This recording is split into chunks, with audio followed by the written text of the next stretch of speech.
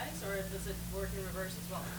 Well, if you read the, and I actually said this in this training, but if you actually read what Brandon's review of the book, he said, "Oh my God, this is what hot women do to guys." Right? I'm paraphrasing, but that's basically what all the early successful seduction stuff came from. Is what hot women are naturally doing. So if you just reverse the dynamic back to a female-male perspective, you're going to have exactly the model that works, right? And then what you do is you look at Robert Greene's stuff and you look at all the different archetypes of the seductresses, and you can decide which of those fits your persona the best, realizing that a persona is just a mask and you can change them, especially if you've got the identity by design material, right? You can step into any identity you want, right?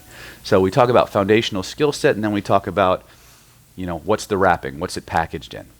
And when I mean that, is, are you the coquette? Are you the rogue? Are you the rake? Are you, those are archetypes, seduction archetypes, right?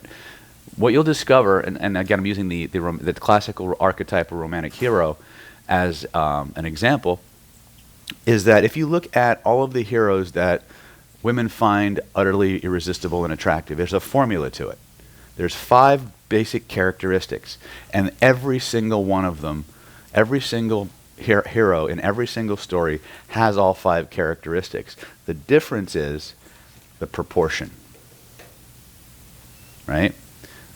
As good a place to start as any, because the characters and the identities that you create as you move through the world will impact the perceptual filters people thank you, project on you, right?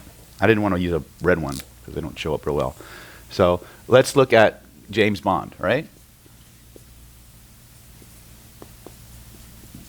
Captain Jack Sparrow. Here's one, Austin Powers. I have no idea.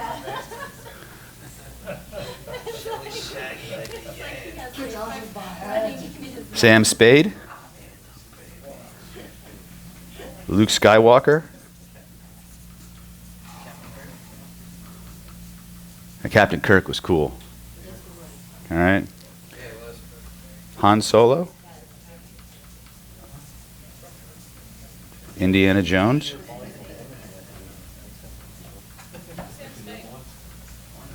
What? You do not know who?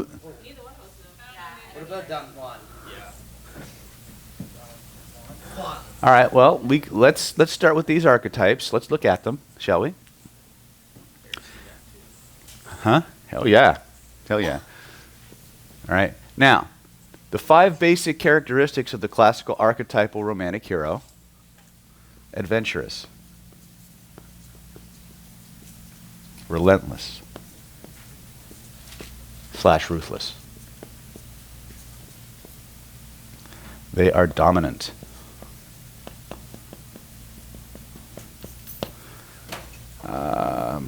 Strong. And when I say strong, I'm talking not just in terms of physical, but as well as mentally strong, right? Or tough, right? They are cynical. That's the term that Mark Cunningham used to apply to it. I prefer the term streetwise. Okay? Those are the. Now I add two more to this mix. Mysterious. These are my distinctions. And humorous. Okay? Or I should say a sense of humor, which often is manifested here, right? Let's look at James Bond. Regardless of what version, whether it's the Sean Connery version, the Roger Moore, what are you so dressed up for? Did you go to church? I heard you doing this subject, so I thought Oh, okay. Can you dial down the tie? I'm going into trance. actually it's I really like that tie. It is a cool tie. I like it. I really like that. I like it. All right. So James Bond. Is James Bond adventurous? Is he relentless and ruthless? Okay. Yep. Is he dominant? Is he strong? Tough? How about streetwise? Right, even though he's very cultured, right? He's very, very... So, he passes, right? Captain Jack Sparrow. Is he relentless? Is he dominant? No, it is on way he is. Yeah, he is. It is on way. Captain Jack It doesn't have to Sparrow. look like the same thing. Dominant? Yeah. Yeah. Yes, he is. Right? Is he as obviously dominant as James Bond? No. Ah. Is he cynical? Oh, yeah. Yeah. Sad. Would you say he's more or less cynical? More. Ah. What's changing? The attributes. The proportions of one to the other. But they're all there. Right? This is how, once you understand the attributes, you decide the proportions. Right? Which archetype, male or female, do you most powerfully resonate with? What's the closest match? And then modify. Right? This is what the whole identity by design silo was about originally. Right? Most of you guys, some of you know this, some of you don't. The identity by design silo that we now use therapeutically was designed as an inner game process for aspiring pickup artists. But the change work was so pervasive and so profound that we just rolled it into a therapeutic model, and it just changes lives everywhere it goes. Right? Because it goes to the foundations of identity, the building blocks of personality, and gives you the tools to change it. Right? And that's what we'll be doing in Vegas as a self-work program. Right? Now, the one I'm doing in Vegas is going to have a few extra bells and whistles because I had to modify. I had to find a way to cater to the covert hypnosis crowd a little bit. So we're going to talk about some of the more black arts type of stuff about personality modification. We probably won't do any of it, but we will discuss how it was done and give you a few dark side things that you can play with. We'll talk about something called the October Man. How many people have ever heard of the October Man? Okay. We'll be talking about that process, which comes from and is derived from Milton Erickson's work called the February Man. Yes? I just wanted to throw out, I found February Man online for free, PDFs. Oh, cool. A few of them, so. Good. Yeah. So, again. Post them. You got a cold? All right. So, going into a more comedic vein, right? Let's go into a more comedic vein. Austin Powers. Is he dominant? Yeah, baby, yeah. Right? Is he relentless? Yeah. Right? Yeah. Is he cynical? Has he got machine gun jubblies? Right? Sam Spade, for those of you who do not know who Sam Spade is. Humphrey Bogart, Maltese Falcon, greatest detective ever short of Sherlock Holmes. Not really. Which version? Every version. I'm talking about the character, not the actor. Sherlock Holmes is awesome. Right? Right? Why is Sherlock Holmes so awesome? By the way, is Sherlock Holmes adventurous? Is he cynical? Way cynical. Is he dominant? Yeah. I said adventurous, right? Is he strong? Is he tough? Yeah. Do you see a pattern? Here's the rub. When you build and amplify these qualities and characteristics in your life, and by the way, ladies, most of these will apply to you as well. Every part of your life will improve because these are classic success traits. When you embody these traits appropriately, you will engender attraction just by walking in the room. Okay? Because the human neurology is hardwired to sort for that. From the time we crawled out of the ocean and started forming societies, that's what led to survival. Okay? From Gilgamesh to King Arthur, right? I don't know if Noah had a sense of humor. Anybody who has to smell that many animals for that period of time probably has a very good sense of humor and a really bad sense of smell. But this is how we work. We have to decide who do we need to be in a given situation or context that is most likely going to lead to my outcome, and step into that persona. And when we're done, if we like it, we can keep it. Or we can put it back in a closet and put something else on that's a little bit more comfortable. As long as we remember that it's still, even the ones we're comfortable in are still just suits of clothing that we wear. Does that make sense? All right. Indiana, yes. So even the women would step into these characters? They could. Or you can find other. Now, again, you have to look at what kind of a role model do you want to really embody, right? But if you look at the classical ones, before we really started flipping gender identities and gender roles, right? Who were the classic feminine heroines pre-1980s? Huh? Oh, 1980s? Pre-1980s. Marilyn Monroe? Okay. Now, the actress or the character? Let's make a distinction. Well, yeah. Actually, Norma Jean was quite intelligent. Norma Jean was quite intelligent. Most people don't realize that Marilyn was a persona that Norma wore, and she could turn it on and off like a switch. In fact, in Kenrick Cleveland's course, the Charisma Switch, which I was doing stuff on Charisma long before this, Marilyn could step onto the subway, or actually Norma could step onto the subway and ride it from end to end, and nobody would pay attention to her. No one would bat an eye. And she was telling her friend about this one day, and her friend looked at her like she was crazy. She goes, "You want to see Marilyn?" And they're on the subway. Nobody's paying attention. She goes, "You want to see Marilyn? Watch." Boom. And in seconds, she was swarmed. She turned it off again, walked away. Right? She's a classic, which was her frustration. She was a beautiful woman that everybody considered not intelligent. Yeah. And that's what she was always fighting. Mm-hmm. The role she played in, you know. Again, she had to fight, just like the early Hollywood did. Everybody was typecast. Yeah. There was a type, and if you fit it, you got in, right?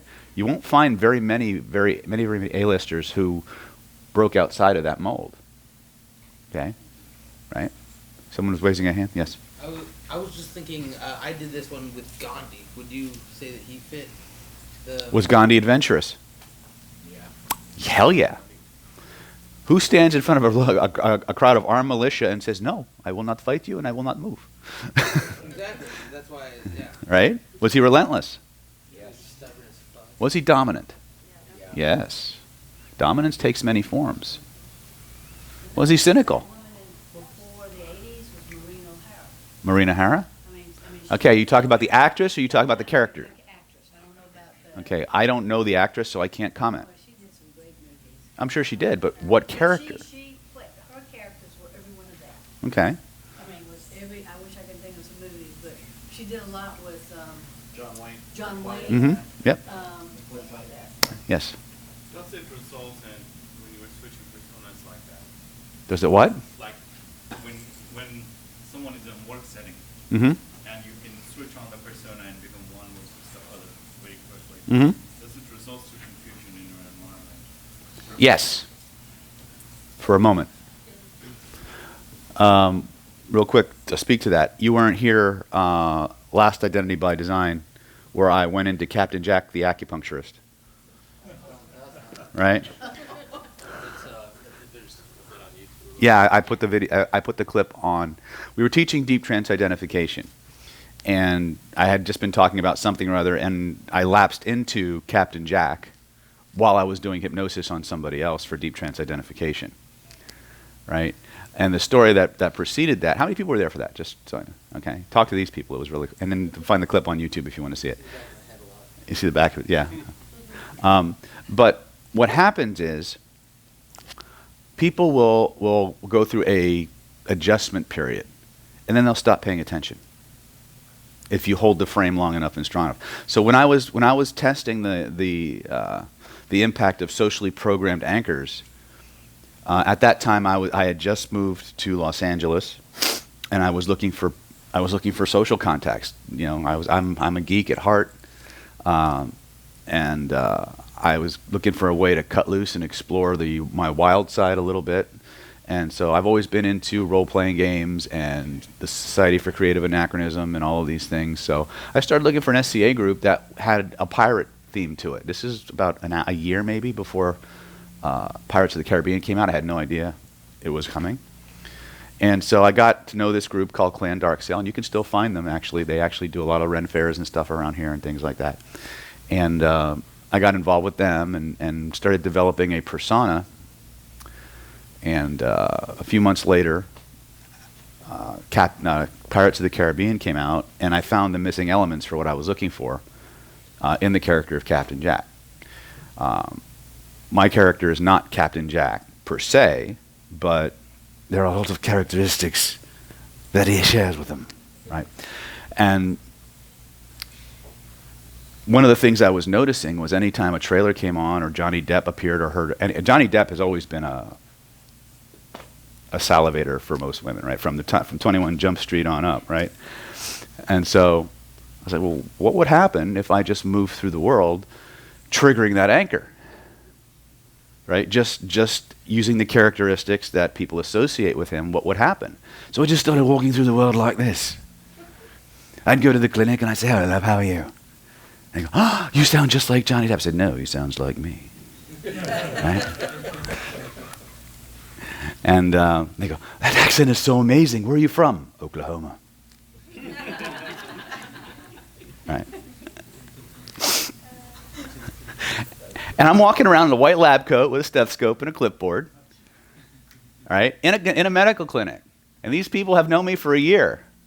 "Why are you talking like that?" "Like what?" Why do you have to change your voice?" "Well, why do you color your hair?" Right? And so there was this brief adjustment period, about 2 or 3 days, and then people just stopped caring. But the effect when I spoke was obvious. Society, movies, television, media spends an enormous amount of time to hard program these things into you so you will respond. If they're going to go through all that trouble to put that shit in there, why don't we just use it? Why don't we just use it? Right?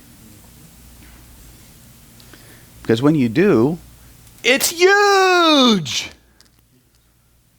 Oh, you guys aren't Trump fans, I see, huh? What? That's Bernie. That's Bernie? Huge? Huge. Huge. Okay. Huge. So my point is, use it. That's the realm of the covert hypnotist.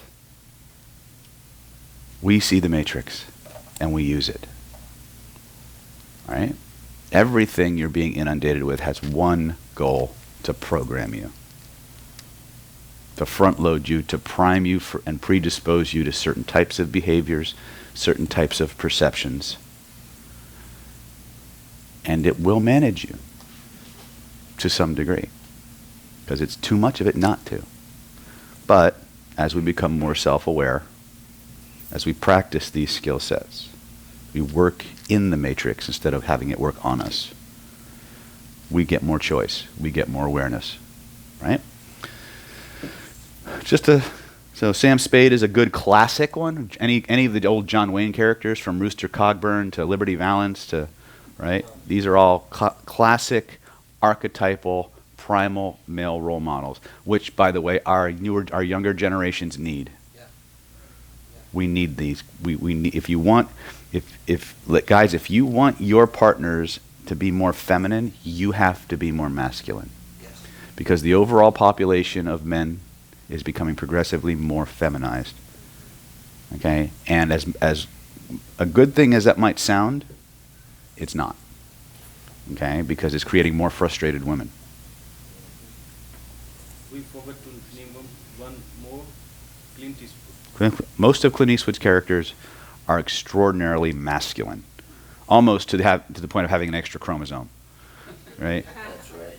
I mean, if you look at most of his characters, they're not very romantic at all, but they do pull from the same archetype. I don't really have a sense of humor. I haven't picked up on that Or with this character. He's very cynical. He's very, I mean, the sense of humor is just not there. Oh, really? You ever watch any of the old Dirty Harry movies? Oh, I guess so. Now that you say We're not just gonna let you walk out of here. Do you want me to Who? nail it? Me, Smith, and Wesson. Are you feel unlucky? Right? Because I think that's Right. funny, you know? Yeah, that's mighty white of you.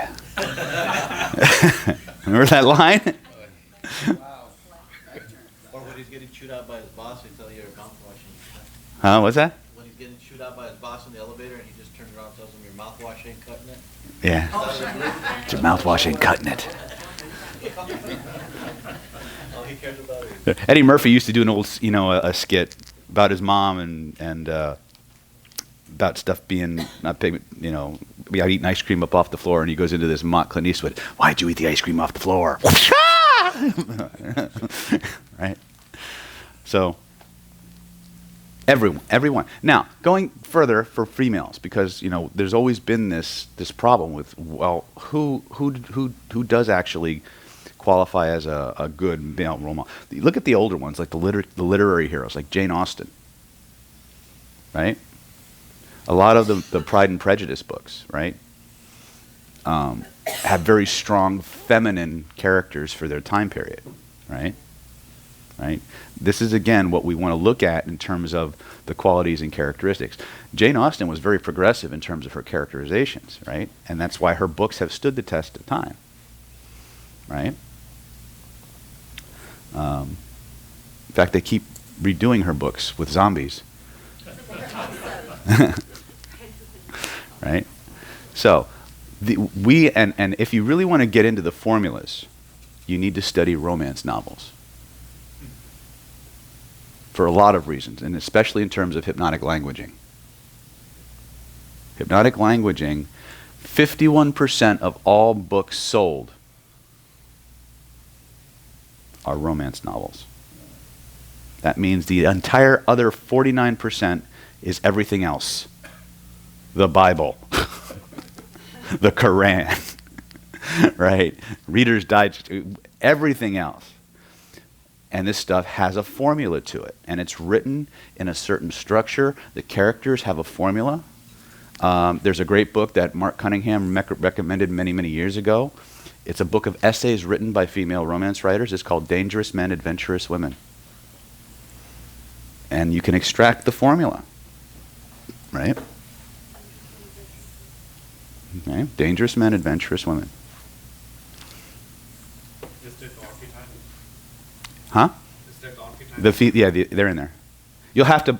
It's not listed out in like bullet points like I just did here, but if you read the essays, you'll be able to extract it, right? Okay. Questions on this?